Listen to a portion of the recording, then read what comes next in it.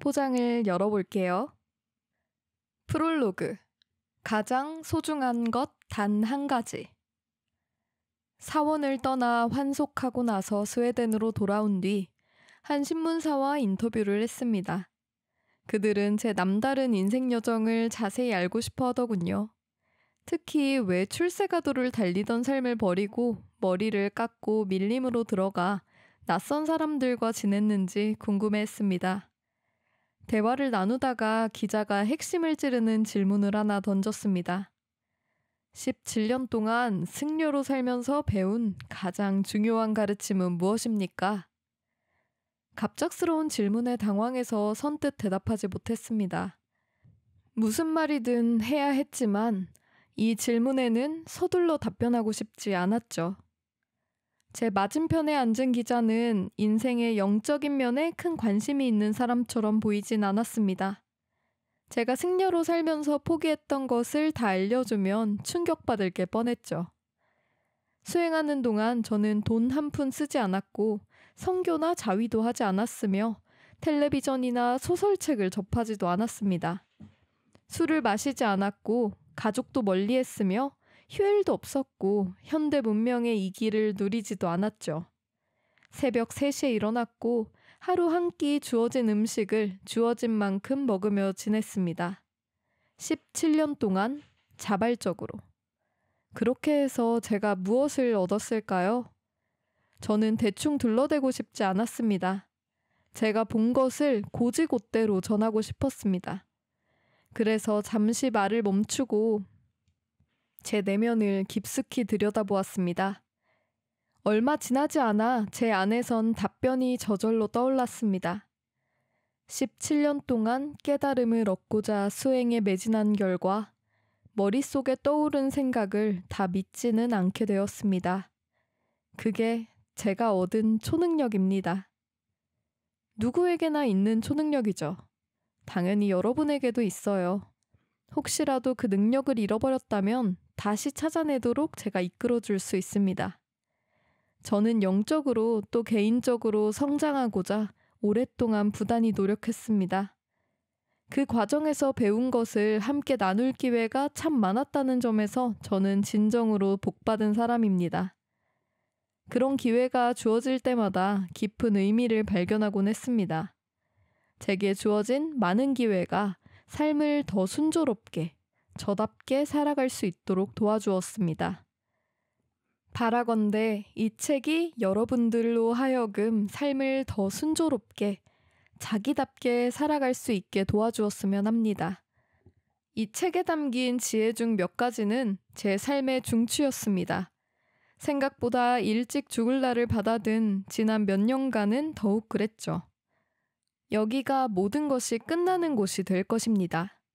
아니, 어쩌면 시작하는 곳이 될 수도 있고요.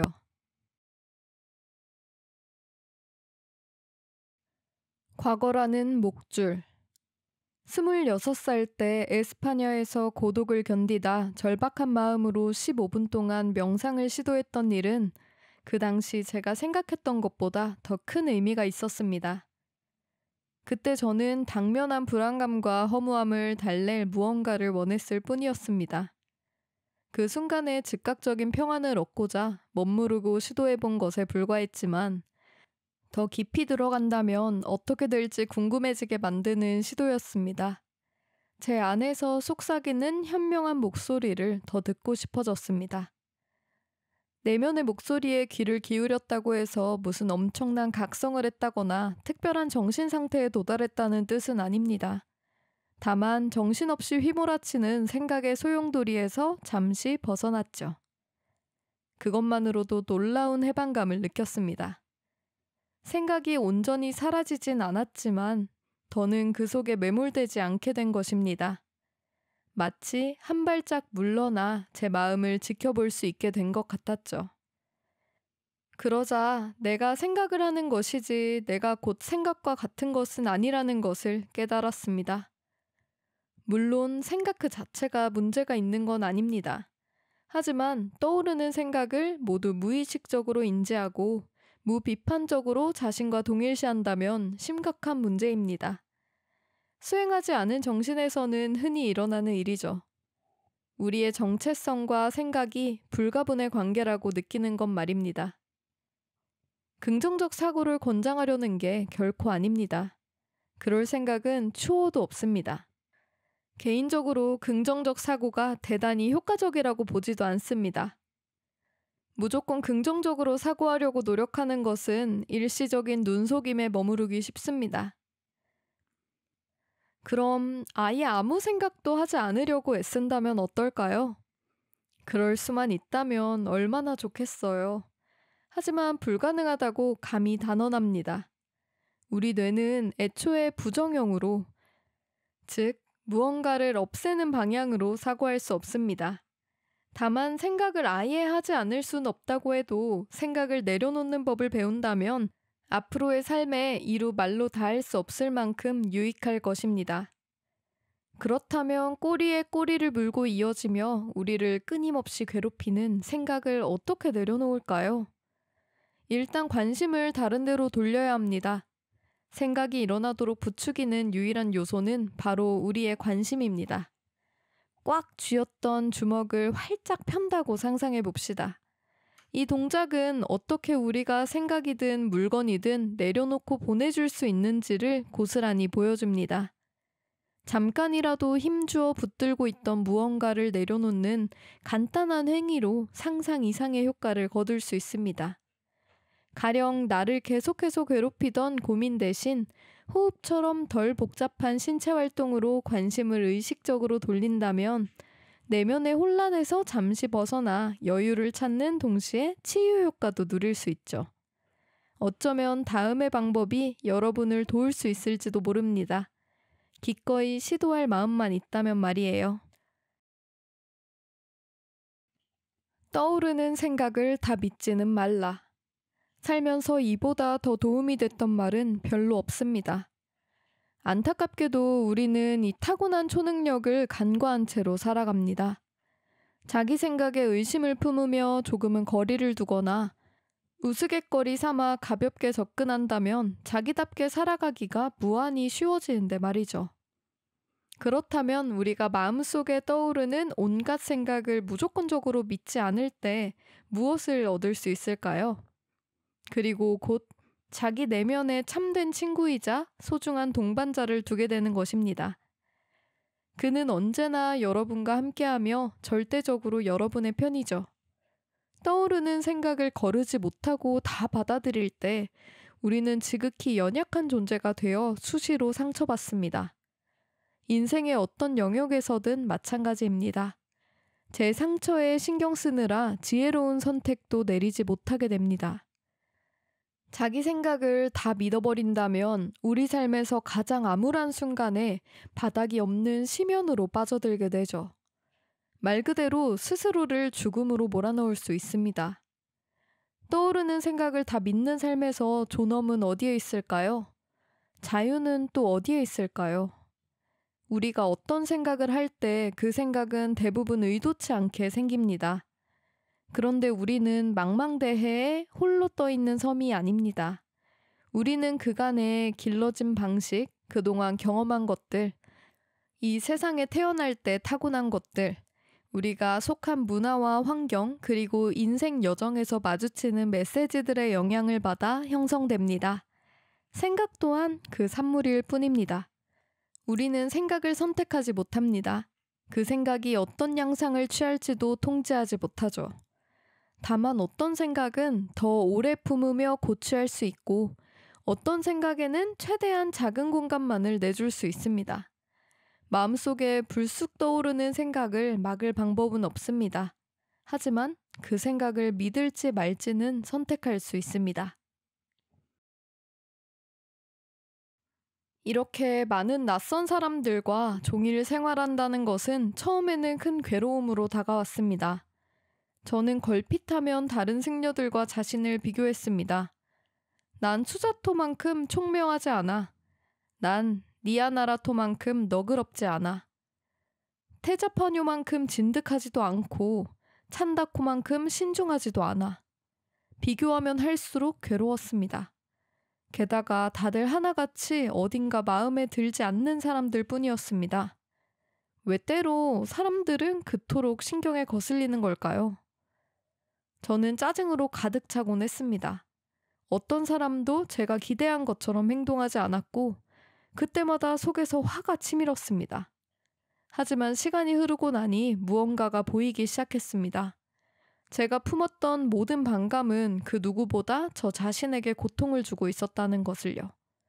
서서히 그러나 분명히 제 안에서 너그러운 마음이 자라나기 시작했습니다. 사람들은 제 기준으로 판단하지 않고 있는 그대로 바라보는 법을 배웠습니다. 주지스님은 우리에게 다른 일을 대할 때 이런 식으로 생각하라고 격려했습니다.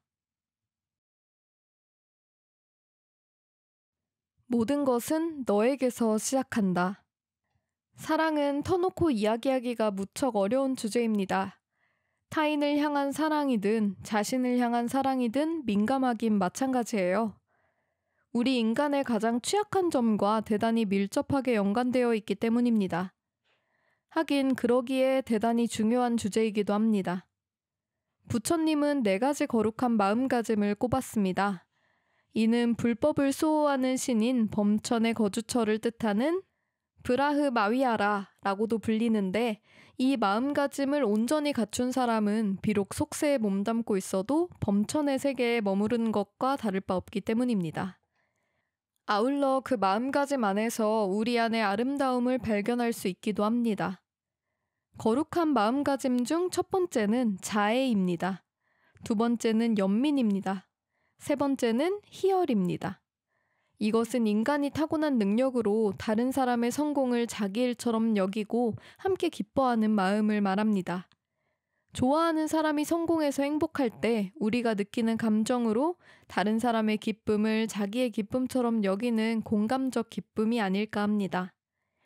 네 번째는 뜻밖에도 평온입니다.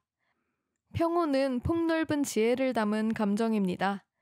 흔히 알아차림이 부르는 가장 기본적인 감정으로 부드럽고 총명하며 깨어있는 상태입니다. 모든 것을 받아들일 수 있고 그 모든 일이 순리대로 되었다는 것을 이해할 수 있는 마음가짐입니다. 이 거룩한 마음가짐들, 우리 마음속의 아름다운 안식처들을 어떻게 기르고 넓힐 수 있을까요? 부처님은 아주 간결하고 분명하게 그 방법을 말씀하셨습니다. 항상 너 자신부터 시작해야 하느니라. 우리 자신에게 먼저 연민을 베풀 수 없다면 다른 사람을 향한 연민은 더더욱 부족하고 취약할 것입니다.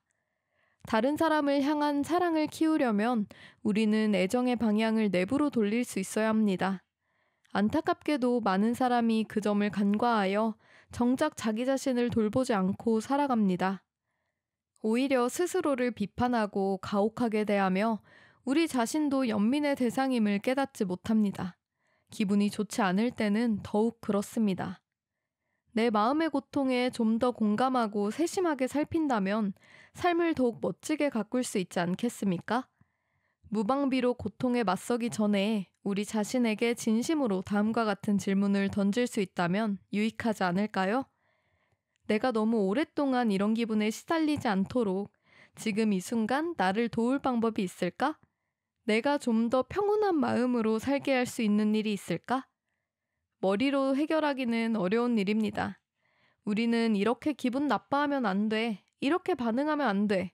너무 쉽게 의존하고 상처받고 시기하고 붕괴하면 안 된다고 라고 외치는 머릿속 생각들에 온통 주의를 빼앗겨 마음속의 조용한 목소리를 너무 쉽게 놓쳐버립니다.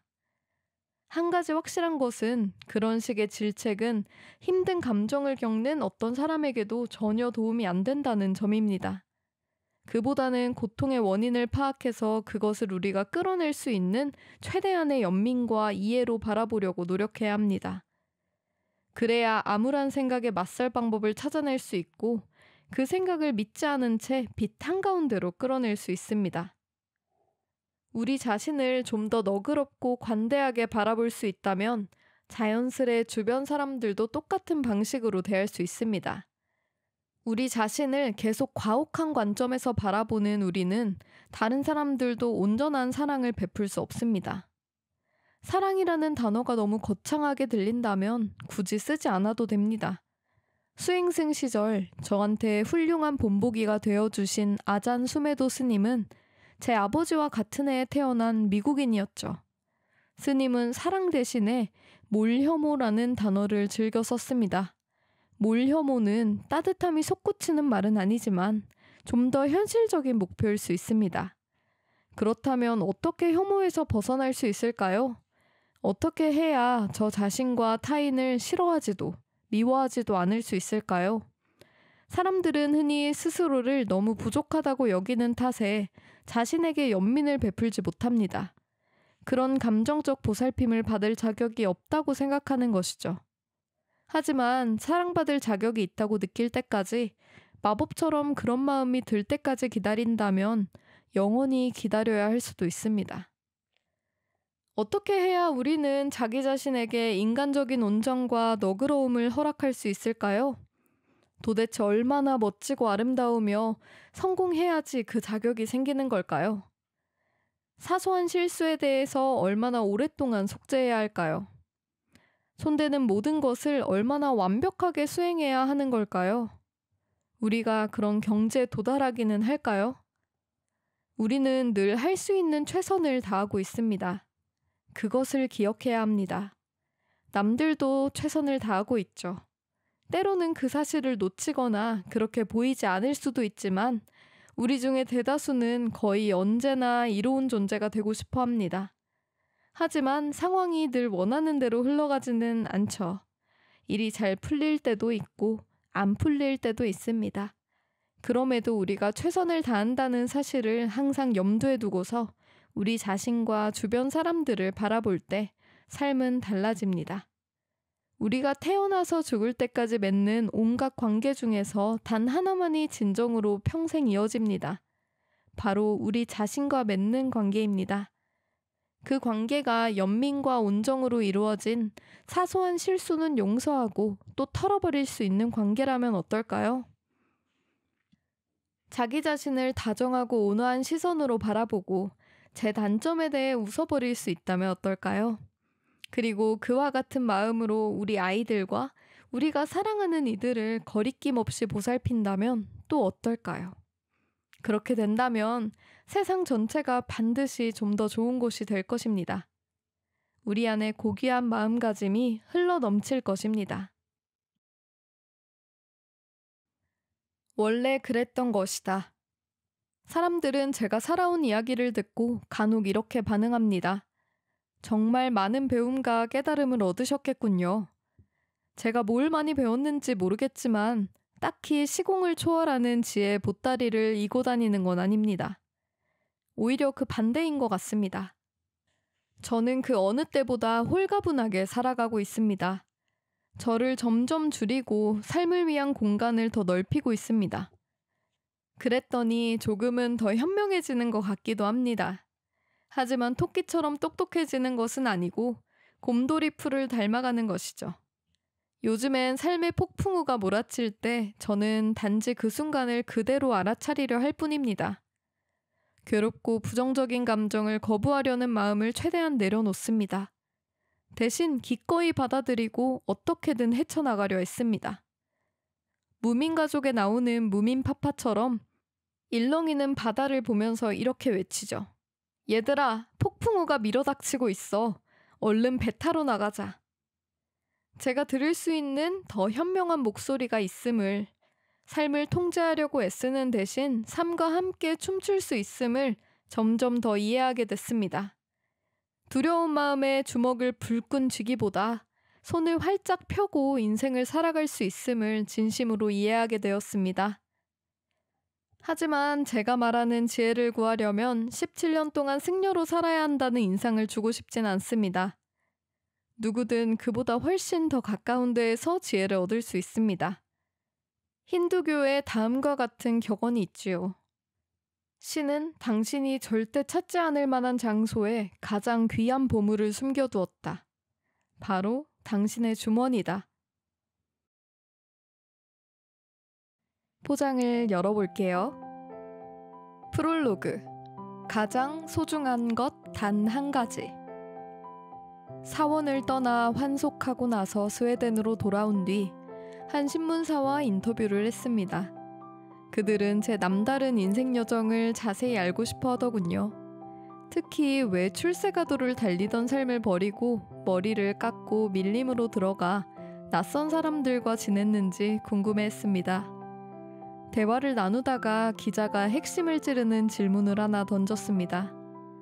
17년 동안 승려로 살면서 배운 가장 중요한 가르침은 무엇입니까? 갑작스러운 질문에 당황해서 선뜻 대답하지 못했습니다. 무슨 말이든 해야 했지만 이 질문에는 서둘러 답변하고 싶지 않았죠. 제 맞은편에 앉은 기자는 인생의 영적인 면에 큰 관심이 있는 사람처럼 보이진 않았습니다. 제가 승려로 살면서 포기했던 것을 다 알려주면 충격받을 게 뻔했죠. 수행하는 동안 저는 돈 한 푼 쓰지 않았고 선교나 자위도 하지 않았으며 텔레비전이나 소설책을 접하지도 않았습니다. 술을 마시지 않았고 가족도 멀리했으며 휴일도 없었고 현대 문명의 이 길을 누리지도 않았죠. 새벽 3시에 일어났고 하루 한 끼 주어진 음식을 주어진 만큼 먹으며 지냈습니다. 17년 동안 자발적으로. 그렇게 해서 제가 무엇을 얻었을까요? 저는 대충 둘러대고 싶지 않았습니다. 제가 본 것을 고지곳대로 전하고 싶었습니다. 그래서 잠시 말을 멈추고 제 내면을 깊숙이 들여다보았습니다. 얼마 지나지 않아 제 안에선 답변이 저절로 떠올랐습니다. 17년 동안 깨달음을 얻고자 수행에 매진한 결과 머릿속에 떠오른 생각을 다 믿지는 않게 되었습니다. 그게 제가 얻은 초능력입니다. 누구에게나 있는 초능력이죠. 당연히 여러분에게도 있어요. 혹시라도 그 능력을 잃어버렸다면 다시 찾아내도록 제가 이끌어줄 수 있습니다. 저는 영적으로 또 개인적으로 성장하고자 오랫동안 부단히 노력했습니다. 그 과정에서 배운 것을 함께 나눌 기회가 참 많았다는 점에서 저는 진정으로 복받은 사람입니다. 그런 기회가 주어질 때마다 깊은 의미를 발견하곤 했습니다. 제게 주어진 많은 기회가 삶을 더 순조롭게, 저답게 살아갈 수 있도록 도와주었습니다. 바라건대 이 책이 여러분들로 하여금 삶을 더 순조롭게, 자기답게 살아갈 수 있게 도와주었으면 합니다. 이 책에 담긴 지혜 중 몇 가지는 제 삶의 중추였습니다. 생각보다 일찍 죽을 날을 받아든 지난 몇 년간은 더욱 그랬죠. 여기가 모든 것이 끝나는 곳이 될 것입니다. 아니, 어쩌면 시작하는 곳이 될 수도 있고요.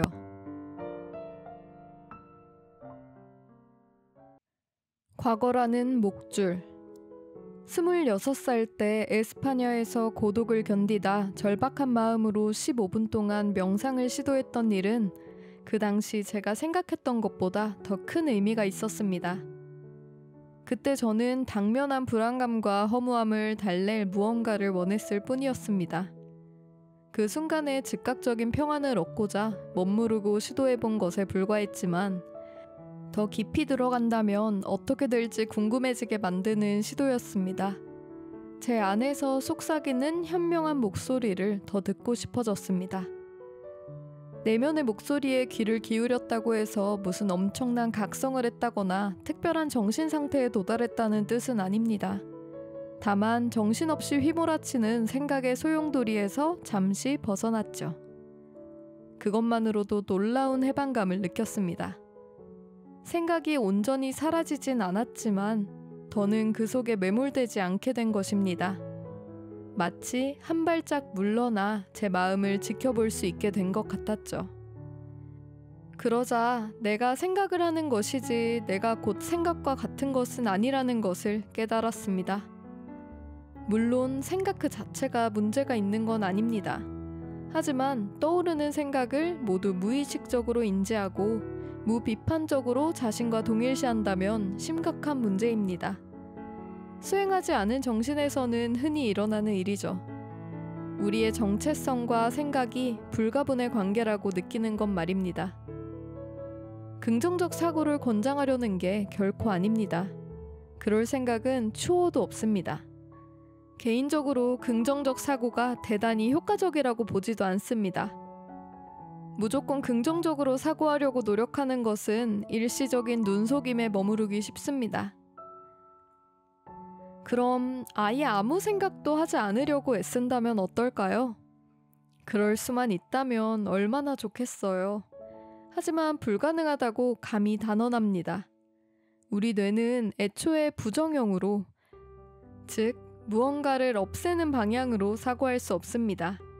다만 생각을 아예 하지 않을 순 없다고 해도 생각을 내려놓는 법을 배운다면 앞으로의 삶에 이루 말로 다할 수 없을 만큼 유익할 것입니다. 그렇다면 꼬리에 꼬리를 물고 이어지며 우리를 끊임없이 괴롭히는 생각을 어떻게 내려놓을까요? 일단 관심을 다른 데로 돌려야 합니다.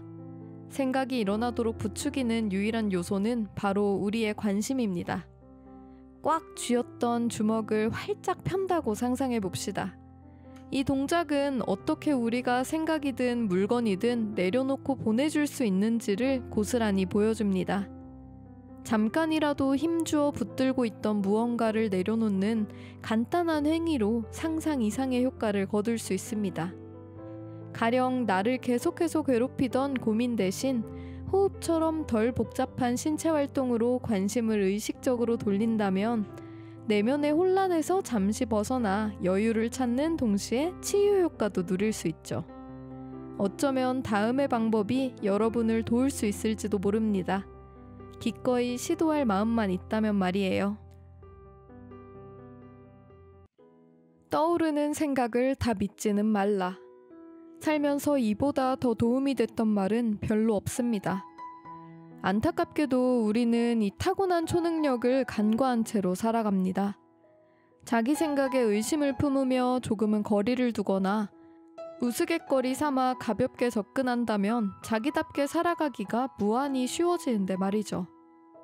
그렇다면 우리가 마음속에 떠오르는 온갖 생각을 무조건적으로 믿지 않을 때 무엇을 얻을 수 있을까요? 그리고 곧 자기 내면에 참된 친구이자 소중한 동반자를 두게 되는 것입니다.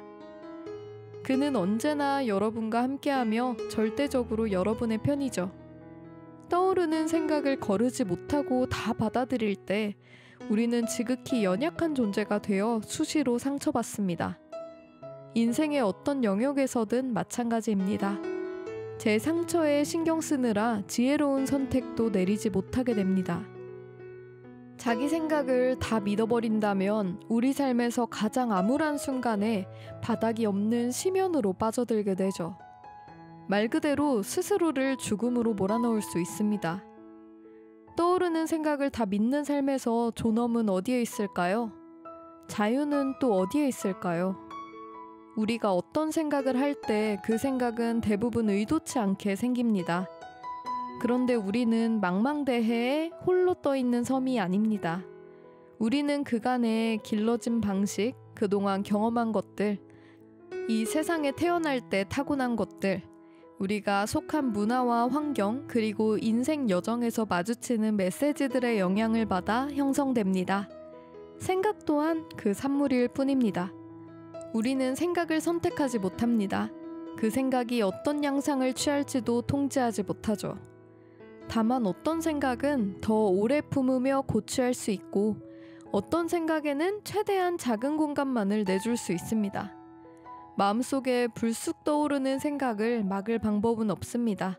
하지만 그 생각을 믿을지 말지는 선택할 수 있습니다. 이렇게 많은 낯선 사람들과 종일 생활한다는 것은 처음에는 큰 괴로움으로 다가왔습니다. 저는 걸핏하면 다른 승려들과 자신을 비교했습니다. 난 수자토만큼 총명하지 않아. 난 니아나라토만큼 너그럽지 않아. 테자파뇨만큼 진득하지도 않고 찬다코만큼 신중하지도 않아. 비교하면 할수록 괴로웠습니다. 게다가 다들 하나같이 어딘가 마음에 들지 않는 사람들 뿐이었습니다. 왜 때로 사람들은 그토록 신경에 거슬리는 걸까요? 저는 짜증으로 가득 차곤 했습니다. 어떤 사람도 제가 기대한 것처럼 행동하지 않았고 그때마다 속에서 화가 치밀었습니다. 하지만 시간이 흐르고 나니 무언가가 보이기 시작했습니다. 제가 품었던 모든 반감은 그 누구보다 저 자신에게 고통을 주고 있었다는 것을요. 서서히 그러나 분명히 제 안에서 너그러운 마음이 자라나기 시작했습니다. 사람들은 제 기준으로 판단하지 않고 있는 그대로 바라보는 법을 배웠습니다.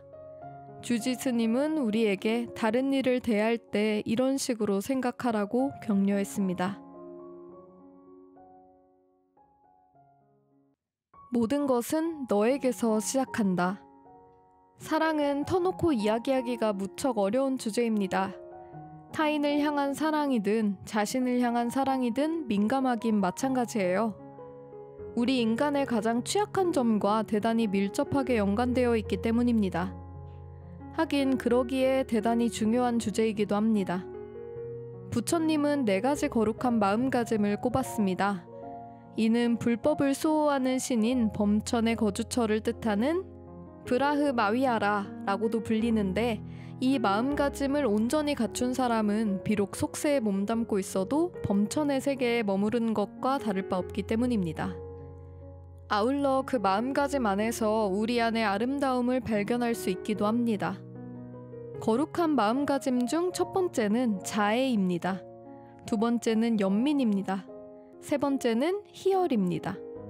이것은 인간이 타고난 능력으로 다른 사람의 성공을 자기 일처럼 여기고 함께 기뻐하는 마음을 말합니다. 좋아하는 사람이 성공해서 행복할 때 우리가 느끼는 감정으로 다른 사람의 기쁨을 자기의 기쁨처럼 여기는 공감적 기쁨이 아닐까 합니다. 네 번째는 뜻밖에도 평온입니다. 평온은 폭넓은 지혜를 담은 감정입니다. 흔히 알아차림이 부르는 가장 기본적인 감정으로 부드럽고 총명하며 깨어있는 상태입니다. 모든 것을 받아들일 수 있고 그 모든 일이 순리대로 되었다는 것을 이해할 수 있는 마음가짐입니다. 이 거룩한 마음가짐들, 우리 마음속의 아름다운 안식처들을 어떻게 기르고 넓힐 수 있을까요? 부처님은 아주 간결하고 분명하게 그 방법을 말씀하셨습니다. 항상 너 자신부터 시작해야 하느니라. 우리 자신에게 먼저 연민을 베풀 수 없다면 다른 사람을 향한 연민은 더더욱 부족하고 취약할 것입니다. 다른 사람을 향한 사랑을 키우려면 우리는 애정의 방향을 내부로 돌릴 수 있어야 합니다. 안타깝게도 많은 사람이 그 점을 간과하여 정작 자기 자신을 돌보지 않고 살아갑니다. 오히려 스스로를 비판하고 가혹하게 대하며 우리 자신도 연민의 대상임을 깨닫지 못합니다. 기분이 좋지 않을 때는 더욱 그렇습니다. 내 마음의 고통에 좀 더 공감하고 세심하게 살핀다면 삶을 더욱 멋지게 가꿀 수 있지 않겠습니까? 무방비로 고통에 맞서기 전에 우리 자신에게 진심으로 다음과 같은 질문을 던질 수 있다면 유익하지 않을까요? 내가 너무 오랫동안 이런 기분에 시달리지 않도록 지금 이 순간 나를 도울 방법이 있을까? 내가 좀 더 평온한 마음으로 살게 할 수 있는 일이 있을까? 머리로 해결하기는 어려운 일입니다. 우리는 이렇게 기분 나빠하면 안 돼, 이렇게 반응하면 안 돼, 너무 쉽게 의존하고 상처받고 시기하고 붕괴하면 안 된다고 라고 외치는 머릿속 생각들에 온통 주의를 빼앗겨 마음속의 조용한 목소리를 너무 쉽게 놓쳐버립니다. 한 가지 확실한 것은 그런 식의 질책은 힘든 감정을 겪는 어떤 사람에게도 전혀 도움이 안 된다는 점입니다. 그보다는 고통의 원인을 파악해서 그것을 우리가 끌어낼 수 있는 최대한의 연민과 이해로 바라보려고 노력해야 합니다. 그래야 암울한 생각에 맞설 방법을 찾아낼 수 있고 그 생각을 믿지 않은 채 빛 한가운데로 끌어낼 수 있습니다. 우리 자신을 좀 더 너그럽고 관대하게 바라볼 수 있다면 자연스레 주변 사람들도 똑같은 방식으로 대할 수 있습니다. 우리 자신을 계속 과혹한 관점에서 바라보는 우리는 다른 사람들도 온전한 사랑을 베풀 수 없습니다. 사랑이라는 단어가 너무 거창하게 들린다면 굳이 쓰지 않아도 됩니다. 수행승 시절 저한테 훌륭한 본보기가 되어주신 아잔 수메도 스님은 제 아버지와 같은 해에 태어난 미국인이었죠. 스님은 사랑 대신에 몰혐오라는 단어를 즐겨 썼습니다. 몰혐오는 따뜻함이 솟구치는 말은 아니지만 좀 더 현실적인 목표일 수 있습니다. 그렇다면 어떻게 혐오에서 벗어날 수 있을까요? 어떻게 해야 저 자신과 타인을 싫어하지도 미워하지도 않을 수 있을까요? 사람들은 흔히 스스로를 너무 부족하다고 여기는 탓에 자신에게 연민을 베풀지 못합니다. 그런 감정적 보살핌을 받을 자격이 없다고 생각하는 것이죠. 하지만 사랑받을 자격이 있다고 느낄 때까지, 마법처럼 그런 마음이 들 때까지 기다린다면 영원히 기다려야 할 수도 있습니다. 어떻게 해야 우리는 자기 자신에게 인간적인 온정과 너그러움을 허락할 수 있을까요? 도대체 얼마나 멋지고 아름다우며 성공해야지 그 자격이 생기는 걸까요? 사소한 실수에 대해서 얼마나 오랫동안 속죄해야 할까요? 손대는 모든 것을 얼마나 완벽하게 수행해야 하는 걸까요? 우리가 그런 경지에 도달하기는 할까요? 우리는 늘 할 수 있는 최선을 다하고 있습니다. 그것을 기억해야 합니다. 남들도 최선을 다하고 있죠. 때로는 그 사실을 놓치거나 그렇게 보이지 않을 수도 있지만 우리 중에 대다수는 거의 언제나 이로운 존재가 되고 싶어 합니다. 하지만 상황이 늘 원하는 대로 흘러가지는 않죠. 일이 잘 풀릴 때도 있고 안 풀릴 때도 있습니다. 그럼에도 우리가 최선을 다한다는 사실을 항상 염두에 두고서 우리 자신과 주변 사람들을 바라볼 때 삶은 달라집니다. 우리가 태어나서 죽을 때까지 맺는 온갖 관계 중에서 단 하나만이 진정으로 평생 이어집니다. 바로 우리 자신과 맺는 관계입니다.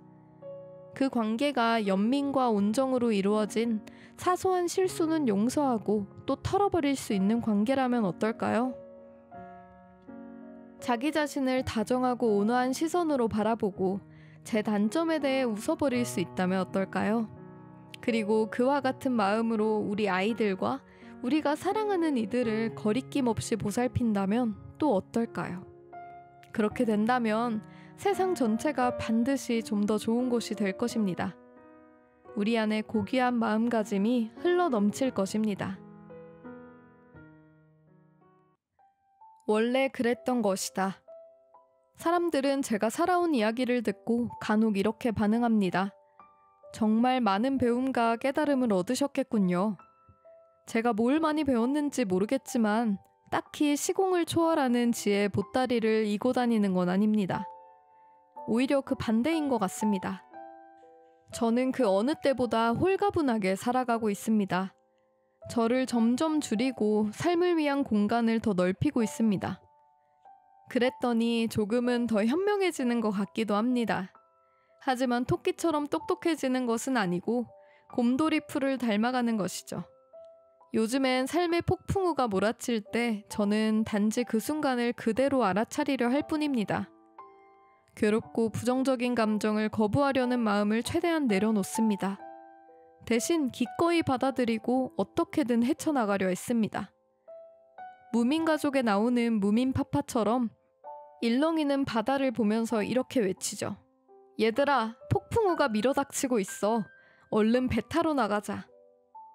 제가 들을 수 있는 더 현명한 목소리가 있음을, 삶을 통제하려고 애쓰는 대신 삶과 함께 춤출 수 있음을 점점 더 이해하게 됐습니다. 두려운 마음에 주먹을 불끈 쥐기보다 손을 활짝 펴고 인생을 살아갈 수 있음을 진심으로 이해하게 되었습니다. 하지만 제가 말하는 지혜를 구하려면 17년 동안 승려로 살아야 한다는 인상을 주고 싶진 않습니다. 누구든 그보다 훨씬 더 가까운 데에서 지혜를 얻을 수 있습니다. 힌두교에 다음과 같은 격언이 있지요. 신은 당신이 절대 찾지 않을 만한 장소에 가장 귀한 보물을 숨겨두었다. 바로 당신의 주머니다.